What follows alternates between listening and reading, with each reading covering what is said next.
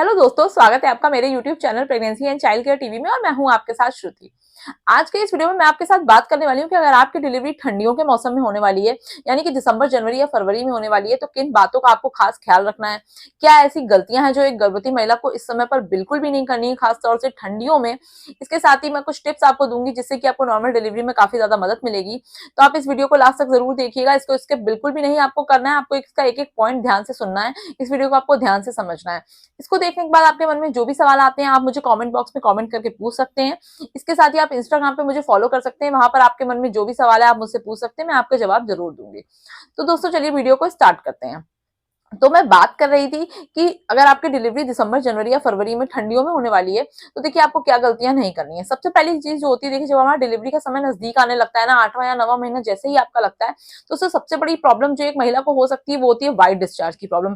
काफी ज्यादा मात्रा में वाइट डिस्चार्ज होने लगता है हमारे प्राइवेट पार्ट से, जिसकी वजह से कई बार हमको दिक्कत होती है। पर जो हमें दिक्कत होती है वो तो होती है, इसके साथ ही कई बार इससे इन्फेक्शन होने का चांसेस होते हैं। देखिए इस पे आपको खास ध्यान रखना है, क्योंकि अगर आपको इन्फेक्शन हो जाता है, आपको यूटीआई हो जाता है, तो आपके प्रेगनेंसी में आपको दिक्कत आएगी। इसके साथ ही वो इन्फेक्शन कभी-कभी बच्चे तक पहुंच जाता है, तो बच्चे के लिए खतरा हो सकता है।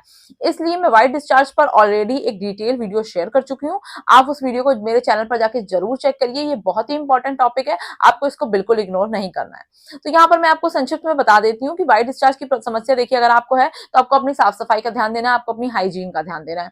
बहुत ज्यादा व्हाइट डिस्चार्ज हो रहा है, आपको पैंटी चेंज करनी है। पैंटी आप नहीं चेंज करना चाहते हैं बार बार, तो फिर आपको पैंटी लाइनर का यूज करना है। आप पैंटी लाइनर यूज कर सकते हैं, उसको आप टाइम टू टाइम बदल सकते हैं, लेकिन आपको साफ सफाई का खास ध्यान रखना है। आपको इसको बिल्कुल भी इग्नोर नहीं करना है। इसके साथ ही हमें डिलीवरी का समय जब नजदीक आता है, तो महिला को एक समस्या और हो जाती है, वो होता है कि बार बार यूरिन जाने की समस्या होती है। यूरिन लीक होने की समस्या कई महिलाओं में देखी जाती है। क्या होता है कि उनको खांसने या छींकने पर अपने आप ही बाथरूम जो होता है वो उनकी लीक हो जाती है यूरिन। तो देखिए इस समस्या में भी आपको अपनी साफ सफाई का ध्यान देना है। ऐसा नहीं है ठंडियों का मौसम है तो ठंडी लग रही है तो आप इसको अवॉइड कर रहे हैं, नहीं, आपको तुरंत पैंटी चेंज करनी है, तुरंत आपको अपने कपड़े चेंज करने हैं। आपको इसको इग्नोर नहीं करना है, क्योंकि देखिए इन्फेक्शन होने का चांस होता है, स्मेली होने का चांसेस हो जाते हैं। इसलिए आपको तुरंत साफ सफाई करनी है, तुरंत आपको अपने अपने कपड़े बदलने हैं, तुरंत पैंटी चेंज करनी है। व्हाइट डिस्चार्ज का समस्या हो या फिर यूरिन पास होने की समस्या हो, आपको साफ सफाई का बहुत ज्यादा ध्यान रखना है। क्योंकि कई बार ठंडियों में क्या होता है ना, लोग अपनी साफ सफाई का ही ध्यान नहीं रखते हैं। कई लोग को मैंने देखा है कि वो नहाते नहीं है। आपको देखिए ये सारी चीजें नहीं करनी है। अगर आप बहुत ज्यादा ठंडी है, आप नहीं नहा पा रहे हैं डेली, तो कम से कम आपको अपने कपड़े बदलने हैं, कम से कम आपको अपने हाथ पैर धोने हैं, अच्छे से साफ रखने हैं, आपको स्पंज बात करना है। आप एक कपड़ा जो है वो डिटॉल डाल करके पानी में, उससे आपको अपनी पूरी बॉडी अच्छे से पोंछनी है।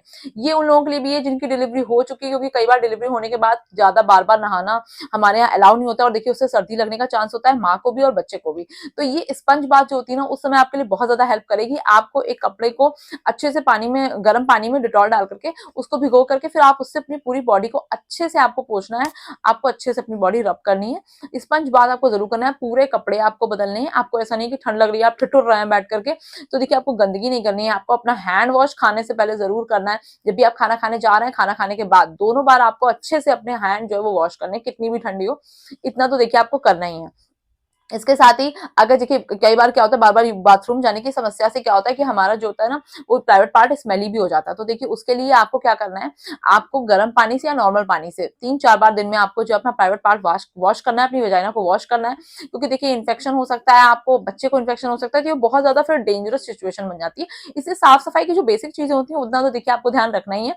ये नहीं कि बस ठंडी लग रही है तो आप ठंडी ही मना रहे हैं, नहीं, आपको अपनी साफ सफाई का पूरा ध्यान रखना है। तो देखिए ये तो बात हो गई साफ सफाई की, क्लीनलीनेस की, ये आपको जरूर करनी है। इसके साथ ही देखिए आपको क्या करना है, आपको अपनी डाइट में अच्छी अच्छी चीजें भी शामिल करनी है। क्योंकि देखिए अब ठंडियां आ गई हैं, तो देखिए अगर आपकी डिलीवरी हो चुकी है तब भी आपको गर्म तासीर की चीजें खानी है, या फिर अगर आपकी डिलीवरी अभी होने वाली है तो भी मैं हमेशा देखिए वीडियोस में बोलती हूँ कि लास्ट में 7, 8वें, 9वें महीने में आप गर्म तासीर की चीजें खा सकते हैं। ठंडियों में देखिए, ठंडियों में अच्छी अच्छी गर्म चीजें भी आती हैं, तिल के लड्डू आते हैं, गजक आती है, इसके साथ ही गुड़ आता है, तो ये मूंगफली आती है, ये सब गर्म गर्म चीजें होती हैं। इन सबको अपनी डाइट में आप अच्छे से शामिल कीजिए। ये सब चीजें आप भर भर के खाइए अपनी डाइट में। ये सब चीजें आपको काफी ज्यादा हेल्प करेंगी। इसके साथ ही देखिए ठंडियों में क्या होता है, ठंडियों में अच्छी अच्छी सब्जियां भी आने लगती है मार्केट में, हरी सब्जियां आने लगती है जो कि हमें काफी ज्यादा फायदा करती है। तो आपको सारी हरी सब्जियां खानी है, मूली, गाजर, चुकंदर, ये सारी चीजें आपको खानी है सलाद में। इसके साथ ही जितने भी साग आते हैं, चने का साग हो गया, सरसों का हो गया, सोया मेथी, पालक, बथुआ, ये सारी चीजें देखिए आपको सब्जियां बदल बदल कर डेली अपनी डाइट में शामिल करनी है, क्योंकि हरी सब्जियां होती हैं उसमें काफी पोषक तत्व होता है, ये हमको काफी ज्यादा पोषण देती है, तो इसलिए आपको इनको अपनी डाइट में जरूर शामिल करना है। इसके साथ ही जो भी फ्रूट्स आपको मार्केट में दिख रहे हैं वो सब आपको अपनी डाइट में शामिल करने हैं, लेकिन अनानास और पपीता दो चीजें आपको अवॉइड करनी है। पर अगर आपकी डिलीवरी हो चुकी है, इस चीज का आपको ध्यान रखना है, मैं यहाँ पे कह रही हूँ कि अगर आपकी डिलीवरी हो चुकी है तो आपको पपीता अपनी डाइट में जरूर शामिल करना है, तो आप पपीता जरूर खाइए। ये बहुत अच्छे से आपका जो बच्चेदानी होती है ना उसको बहुत अच्छे से क्लीन करता है, आपको आपका जो पेट होता है तो इसको एकदम अच्छे से साफ करता है। तो अगर डिलीवरी हो चुकी है तो पपीता जरूर से जरूर खाना है।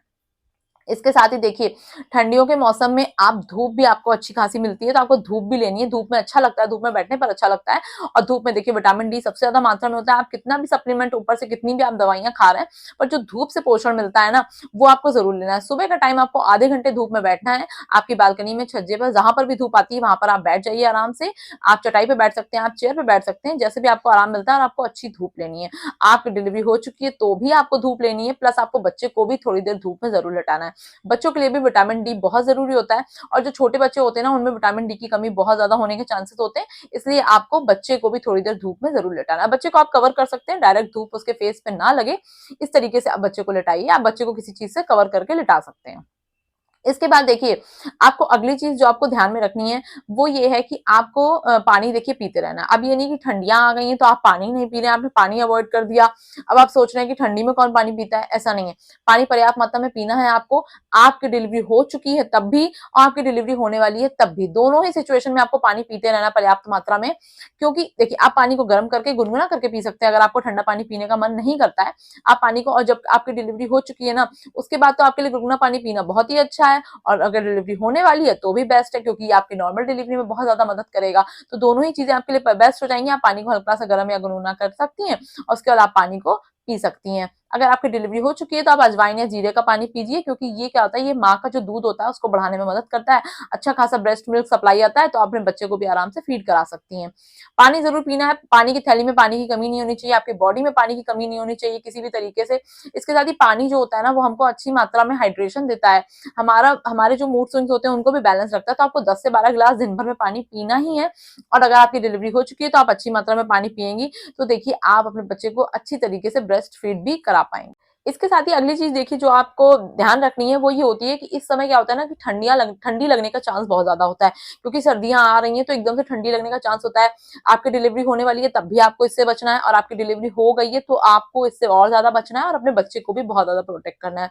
तो कई महिलाएं होती है ना जो डिलीवरी के टाइम पर कई बार फ्लू वाला इंजेक्शन लगवा लेती है, तो अगर आप चाहें तो आप वो भी कर सकती हैं। इसके साथ ही ये तो आप कर ही सकती हैं, इसके अलावा आप देखिए गर्म तासीर वाली चीजें जैसे मैंने आपको बताई, आप गुड़ खा सकती हैं, गुड़ काफी गर्म होता है, काफी अच्छा होता है। आप केसर वाला दूध ले सकती हैं, हल्दी वाला दूध ले सकती हैं, गरम गरम लड्डू जो होते हैं, ड्राई फ्रूट्स आप खा सकती हैं, ड्राई फ्रूट्स के लड्डू बना करके अपनी डाइट में शामिल कर सकती हैं।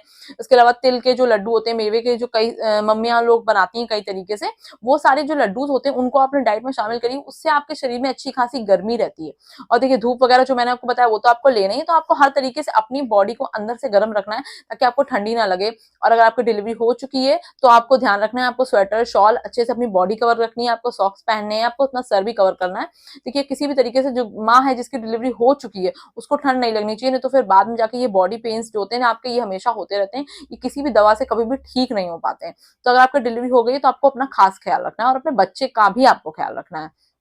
इसके साथ ही देखिए अगर आपकी अब डिलीवरी होने वाली है तो आपको अब ये नहीं कि ठंडी आ गई तो आलसियों के तरीके ठंड में कुड़कुड़ा रहे हैं, ठंड में आलसिया रहे हैं, नहीं, आपको टहलना है, बराबर आपको टहलते रहना है। देखिए अगर आपको बाहर बहुत ज्यादा ठंडी है, अभी इतनी ठंड तो नहीं है, अगर बहुत ठंडी है बाहर तो देखिए आप घर के अंदर टहलिए, अगर आप बाहर नहीं टहल सकती हैं आपको टहलना जरूरी है, क्योंकि टहलने से क्या होता है बच्चे का जो सर होता है ना वो नीचे की तरफ आता है, बच्चेदानी में सेट होता है बच्चे का सर, तो आपको टहलना बंद नहीं करना। ये नहीं सोचा कि मेरा बच्चा तो नीचे आ गया, हेड डाउन पोजीशन मुझे फील होती है मैम, तो क्या मैं टहलना बंद कर सकती हूँ? नहीं, आप बिल्कुल बंद नहीं कर सकती हैं, अभी भी आपको टहलना है, क्योंकि बच्चे को मुंह जो होता है वो बच्चेदानी में आपको सेट करना है, तो इसलिए आपको लगातार टहलते रहना है। आपको सुबह शाम आधे आधे घंटे टहलना है, बाहर नहीं टहल सकती है तो घर में टहलिए। इसके साथ ही आपको एक्सरसाइज भी जरूर से जरूर करनी है। अगर आप बिल्कुल ठीक है, कोई दिक्कत तकलीफ नहीं है, आपकी प्रेगनेंसी एकदम नॉर्मल चल रही है, तो देखिए आपको एक्सरसाइज भी जरूर से जरूर करनी है। एक्सरसाइज आपको रिलैक्स करती है, पेल्विक एक्सरसाइज करिए, उससे आपकी मसल्स जो होती है नीचे की वो लचीली होती है, जो कि आपको नॉर्मल डिलीवरी में हेल्प करती हैं। उसी तरीके से जो टहलना होता है उससे भी बच्चे का सर जो है वो नीचे की तरफ आता है, क्योंकि ग्रेविटी उस पर वर्क करती है, बच्चे का सर अपने आप घूम के नीचे आ जाता है, तो वो भी आपको नॉर्मल डिलीवरी में हेल्प करता है। नहीं तो फिर बाद में आपको सी सेक्शन वगैरह की प्रॉब्लम झेलनी पड़ सकती है। तो ये चीजें आपको ध्यान में रखनी है। इसके साथ ही देखिए, अगर आपकी डिलीवरी हो चुकी है तो भी आपको ज्यादा तो नहीं, लेकिन थोड़ा थोड़ा आपको वॉक करना स्टार्ट कर देना है।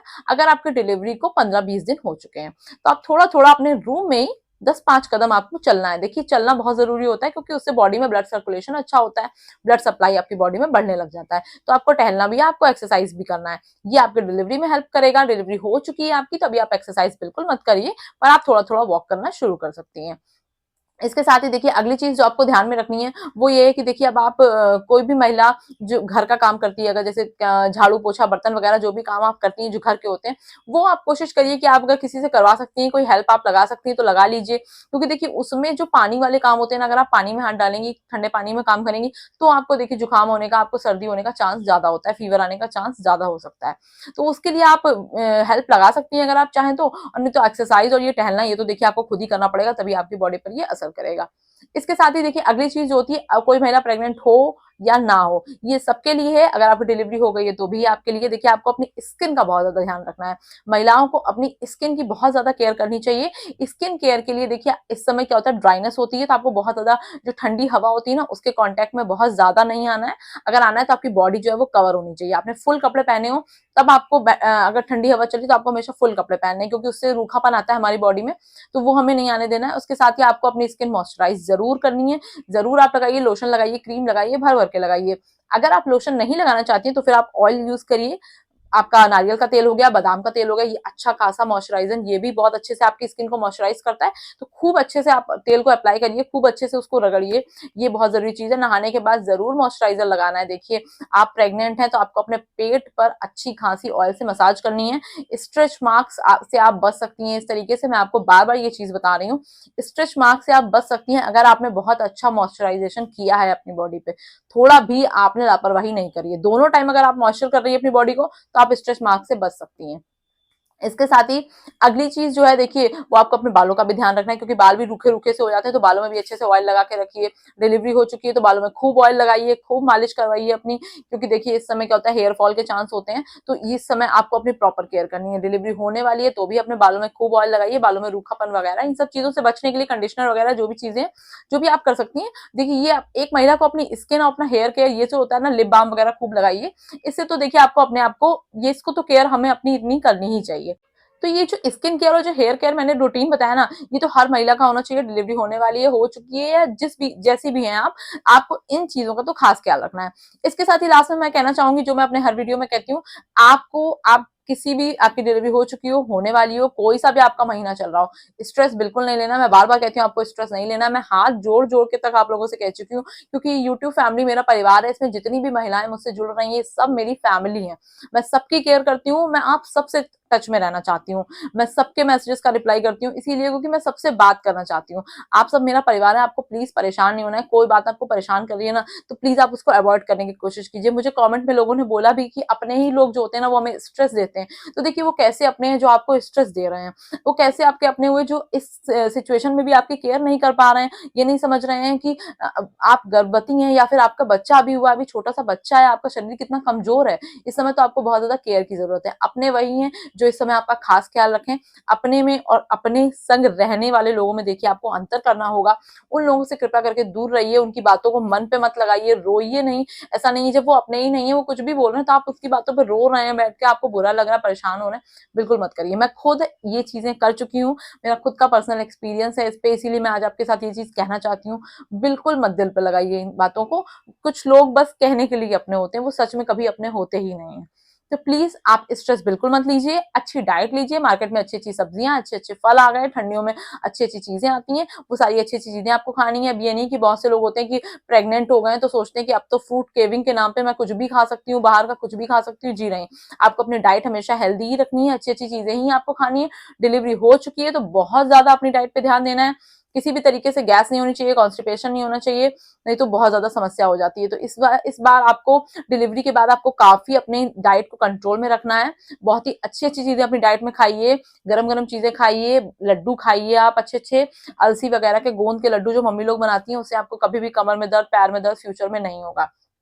इसके साथ ही अपनी दिनचर्या को अच्छा रखिए, टाइम पे सोइए, टाइम पे उठिए, सुबह अपना सारा जो एक्सरसाइज वगैरह जो भी मैंने बताया, रूटीन, गर्म पानी, ये अच्छी अच्छी चीजें अपनी डाइट में करिए, क्योंकि देखिए आपको अपना ख्याल खुद रखना है।